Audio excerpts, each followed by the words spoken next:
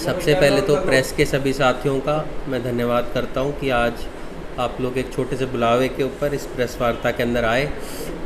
जैसा कि आप सभी जानते हैं, परसों कांग्रेस पार्टी ने यहां से प्रत्याशी राज बब्बर जी को बनाया है। उसी के संदर्भ में हम लोगों ने हमारी कार्यकर्ता बैठक यहां पर रखी थी। सभी लोगों से विस्तार से चर्चा हुई कि आगे हमें क्या रणनीति बनानी है, किस तरह से कांग्रेस पार्टी को, खड़गे जी को, हमारी पूर्व राष्ट्रीय अध्यक्षा सोनिया जी, राहुल जी को मजबूत करने का काम करना है। और सभी ने बहुत अच्छे अच्छे सुझाव यहाँ पर दिए और सभी को देखते हुए आने वाले समय के अंदर हम हमारी रणनीति बनाएंगे। किस तरह से गांव-गांव जाकर, शहरों के अंदर, वार्डों के अंदर हम प्रचार करेंगे कि कांग्रेस पार्टी ने पिछले 10 सालों में जब हमारी सरकार हरियाणा और देश में रही, जो विकास कार्य कराए, और पिछले 10 साल जो इन लोगों के रहे, जो केवल मात्र झूठे वादे और घोटालों के हम लोगों ने 10 साल देखे। पिछले 10 साल आप लोगों ने भी देखे, रेवाड़ी के अंदर कोई विकास ना होना, चाहे आपकी यूनिवर्सिटी जो है आज उसकी खस्ता हालत हो चुकी है। दोनों हमारे बस स्टैंड, चाहे रेवाड़ी का हो, धावड़ा का हो, अब तक नहीं बन पाया। जो बहुत बड़ी समस्या हमारी धावड़ा के अंदर गंदे पानी की है, उसका समाधान आज तक नहीं हो पाया है। हम लोगों ने देखा लगातार 10 साल इन लोगों ने जुमले दिए कि भाई रेवाड़ी के अंदर एम्स बनेगा, वो एम्स नहीं बन पाया। इन्होंने बदलाव किया। इस क्षेत्र से सबसे ज़्यादा लोग जो फ़ौज के अंदर जाया करते थे उसको भी इन्होंने ठेकेदारी प्रथा करते हुए 4 साल के लिए कर दिया। और जिस प्रकार से इनके अपने सांसद ये कहने लग रहे हैं कि अगर हमारी सीटें आ गई अब की बार तो हम संविधान को बदल देंगे। ये संविधान बाबा साहब ने बनाया था। इसको बनाने के अंदर कितने लोगों के कहने के सुझाव थे। आज हमारा देश जो सभी वर्गों को साथ लेकर चल रहा है, उसके अंदर सबसे बड़ा योगदान अगर किसी चीज़ का है तो वो बाबा साहब का है, जिन्होंने इस संविधान को बनाया। आज मुझे लगता है कहीं ना कहीं ज़रूरत है हम सब लोगों को, जो कांग्रेस पार्टी के कार्यकर्ता हैं, कि देश भर के अंदर जाएं, कांग्रेस पार्टी को और मजबूत करने का काम करें। आप लोगों ने भी देखा होगा जब हरियाणा के चुनाव थे तब लगातार एक प्रचार ये लोग करा करते थे 75 पार का। अभी चुनाव शुरू होने से पहले इन्होंने बहुत प्रचार किया 400 पार का। पर हम लोगों ने जिस प्रकार से देखा, 2 अभी फेज़ों के चुनाव हुए हैं, उसके बाद लगातार आज आप लोगों को 400 पार के जो नारे हैं वो इनके नारों से गायब होते नज़र आ रहे हैं। ये दर्शाता है कि लोगों के अंदर भारी रोष भाजपा के प्रति आज है। और मुझे लगता है इसी को देखते हुए हम लोगों के बीच में जाएंगे, अपने मुद्दे रखेंगे। जो विकास कार्य कांग्रेस पार्टी ने यहाँ पर किया था, आप सभी जानते हैं, कैप्टन साहब ने बहुत मेहनत यहाँ पर 2019 के चुनाव में भी की थी। करीबन हमें 5 लाख मत तब आए थे और विपरीत हवाओं के अंदर भी दूसरे नंबर पर सबसे ज़्यादा मत अगर किसी को मिले थे तो कैप्टन साहब को मिले थे। और करीबन 450-500 गाँवों में उन्होंने लोगों के बीच में गए भी थे। और मुझे लगता है उस चीज़ का फ़ायदा जो है वो हमारे यहाँ पर जो प्रत्याशी बनाए गए हैं राज बब्बर जी को, उसका अवश्य मिलेगा। कल मेरी चर्चा भी हुई थी राज बब्बर जी के साथ। उन्होंने कहा कि हमारी आप मदद करें। मैंने उनको ये पहले ही आश्वस्त कर दिया था कल ही कि भाई हम पूरी तरीके से कांग्रेस पार्टी के साथ हैं। हम एक निष्ठावान कार्यकर्ता कांग्रेस पार्टी के हैं। मेरे पिता लगातार यहाँ से 6 बार विधायक रहे, मंत्री रहे। मेरे दादाजी 3 बार यहाँ से विधायक रहे। मुझे कांग्रेस पार्टी ने विधायक बनाया। पिछले दिनों में 2010 में प्रदेश अध्यक्ष के रूप में काम किया, फिर राष्ट्रीय सचिव भारतीय युवा कांग्रेस के अंदर बनाया और अभी ताज़ा में राष्ट्रीय सचिव भारतीय राष्ट्रीय कांग्रेस के अंदर बनाया है। तो मुझे लगता है हम सब लोगों की एक ही इच्छा है कि यहाँ से 10 की 10 सीटें कांग्रेस पार्टी जीते। और जो झूठा प्रचार 400 पार का कर रहा है, जैसे 75 पार का किया था, 75 की जैसे उनकी 40 रहेगी, ऐसे ही 400 की इनकी 150 रह जाएंगी। कि हवा निकालने का काम देश की जनता ही कर रही है। तो मुझे लगता है आज जो मुद्दा है वो ये मुद्दा नहीं है कि कप्तान साहब लड़ रहे हैं या राज बब्बर लड़ रहा है या चिरंजीव लड़ रहा है। आज जनता इस चुनाव को लड़ रही है। जनता को जो दुख है, जो महंगाई आज है, जो बेरोजगारी है, देश के अंदर 83% युवा बेरोजगार है, तो भली बात ही समझ सकते हैं देश के क्या हालात होंगे। आज आप देखा महंगाई कहाँ जा रही है, कहूँ भी चूक हुई है नहीं हुई है। पर राव इंद्रजीत जी को ज़्यादा खुश होने की ज़रूरत नहीं है। उनको मैं दर्शाना चाहूँगा कि लोगों के बीच में जाए और मुझे बड़ी खुशी महसूस हो रही है। पहली बार हम देख रहे हैं गांव-गांव जाकर प्रचार वो कर रहे हैं। पहले उन्होंने, हम लोगों ने देखा था आज से पहले 2019 के विधानसभा चुनाव में, या तो हमने उनका देखा था गांव-गांव जाकर प्रचार कर रहा था और उनका एक वीडियो बड़ा वायरल हो रहा है अभी, जिसमें वो ये कह रहे हैं कि जो पिछली बार विधायक रहा था उससे ज़्यादा मतों से इसको जिताना है, वरना हम हमारी कहाँ दिखाएंगे, चेहरा कहाँ दिखाएंगे। आज भी उनको यही कह रहा हूँ, उनको मेहनत करने की ज़रूरत है। लोगों ने उनको आईना 2019 के विधानसभा चुनाव में भी दिखाया था, 2024 के लोकसभा चुनाव में भी यहाँ की जनता उनको आईना दिखाने का काम करेगी कि लोगों के बीच में एक सांसद को आना चाहिए। उसका काम होता है संसद के अंदर लोगों की आवाज़ को उठाए। आपने कभी भी हमारे सांसद को देखा यहाँ के इलाकों के मुद्दों को उठाते हुए? कभी आपने देखा अहीर रेजिमेंट के मुद्दे को उन्होंने उठाया हो? आज कितना ज्वलंत वो मुद्दा है। अग्निवीर का कितना बड़ा मुद्दा है, उसको कभी आप लोगों ने देखा हो? एम्स के लिए उन्होंने कभी आवाज़ उठाई हो? बस स्टैंड के लिए उन्होंने आवाज़ उठाई हो? मेट्रो के विस्तार के लिए उन्होंने आवाज़ उठाई हो? मेट्रो जहाँ है वहीं आज खड़ा हुआ है। आज जो युवाओं को रोज़गार नहीं मिल पा रहा, उन रोज़गार के लिए जो आज आपके मानेसर के अंदर गांव के लोग बैठे हुए हैं, जिनकी ज़मीन पर जबरन अधिग्रहण हो रहा है, उसके लिए उन्होंने आवाज़ उठाई हो? जो हमें कम पैसे ओलावृष्टि के लिए मिलते हैं, क्या उसके लिए कभी उन्होंने आवाज़ उठाई हो? ना, मैं तो, आपने मेरी बात ले ली मन की, मतलब अगर विधायक चुन लिया होता तो वो काम करवाते, और मुझे क्योंकि यहाँ की जनता ने बना दिया इसलिए मेरे से वो काम यहाँ से होने नहीं देते। तो इसका जिम्मेदार कौन है? इसका जिम्मेदार यहाँ का सांसद राव इंद्रजीत जी। हम तो लगातार कह रहे थे, उन्होंने मेरी बात की पुष्टि कर दी, जो मैं हमेशा कहता था विधानसभा के अंदर कि इस इलाके का पिछड़ापन का अगर कोई जिम्मेदार है तो राव इंद्रजीत है। वो यहाँ पर काम नहीं होने देता। उसका अगर प्रत्याशी यहाँ से अगर विधायक नहीं बनेगा तो यहाँ काम नहीं होंगे। उनको ये बताना चाहता हूँ, वो सुन ले कान खोल के। यहाँ की जनता जाग गई है। आने वाले समय में यहाँ के लोग, कप्तान साहब की पूरी टीम उनको आईना दिखाने का काम करेगी। यहाँ के हर गांव से, यहाँ के हर वार्ड से उनको हम हरा कर भेजेंगे। और जो जनता के ऊपर एक उम्मीदवार, जो भारी उम्मीदवार है ये राव इंद्रजीत जी, उसको बाहर करने का काम, इनको वापस वहीं दिल्ली भेजेंगे जहाँ इनको रहने का शौक़ है। देखिए, कप्तान साहब ने कभी ये नहीं कहा कि मैं राजनीति से संन्यास ले रहा हूँ। मैंने तो कहीं सुना नहीं है उन्होंने कहा। उन्होंने ये कहा फ्री हूँ।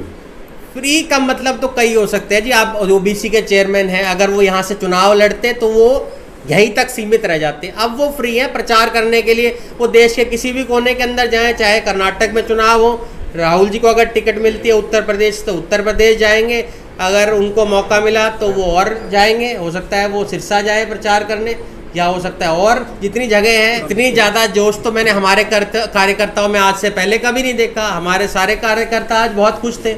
ये देखिए, टिकट मिलना ना मिलना एक अलग बात है। आज बात मेन ये है कि हम सब लोग इकट्ठे रहें।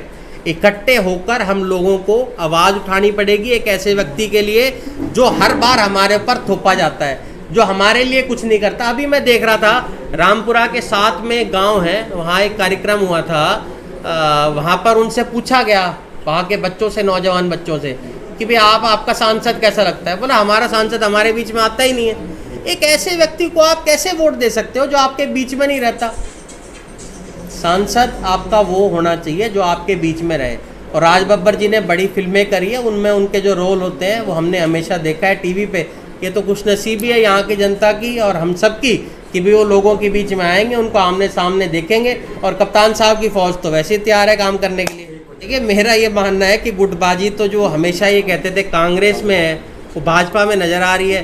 अभी ताज़ा लोग आए हैं निकालने के बाद, असली और नकली बीजेपी का जो हमेशा एक रहता है। अब पता नहीं इनमें से राव इंद्रजीत जी असली के कैंडिडेट हैं या नकली के कैंडिडेट हैं, क्योंकि हमारे जो पूर्व विधायक जी हैं रणधीर कापड़ीवास जी, वो कहते हैं हम ओरिजिनल हैं।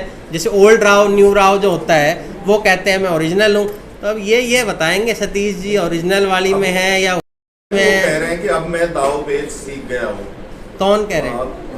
राजनीति कह रहे हैं कि अब मैं दावपेच सीख गया हूँ, राजनीति के तमाम दावपेच मेरे पास, अब मैं काम करूंगा। जो 10 साल में, अच्छा, जो इतने साल में काम नहीं किया अब करूंगा, वो तो ये कह रहे हैं उनका जीवन का आखिरी चुनाव है। मैं ये कह रहा हूँ यहाँ की जनता से हाथ जोड़ के, अब की बार इसको मत बना देना। हर बार तो आप बना देते हो, कहीं इसके दर्शन हो जाते हैं। अब की बार तो कह रहा है आखिरी चुनाव है, अब तो ये बिल्कुल नहीं आएगा। अब की बार बन गया तो इसने वही रहना है, क्योंकि आगे इसने लड़ना नहीं। बीजेपी इसकी बेटी को हर बार टिकट देती नहीं है, उसको भी टिकट ये नहीं देंगे, तो इनके दर्शन कभी नहीं होंगे। मैं आपसे हाथ जोड़ के विनती करता हूँ, ऐसे व्यक्ति को मत चुनिएगा जो आपके बीच में नहीं रहता है। आप ऐसे आदमी को चुनिए जो आपके बीच में रहे।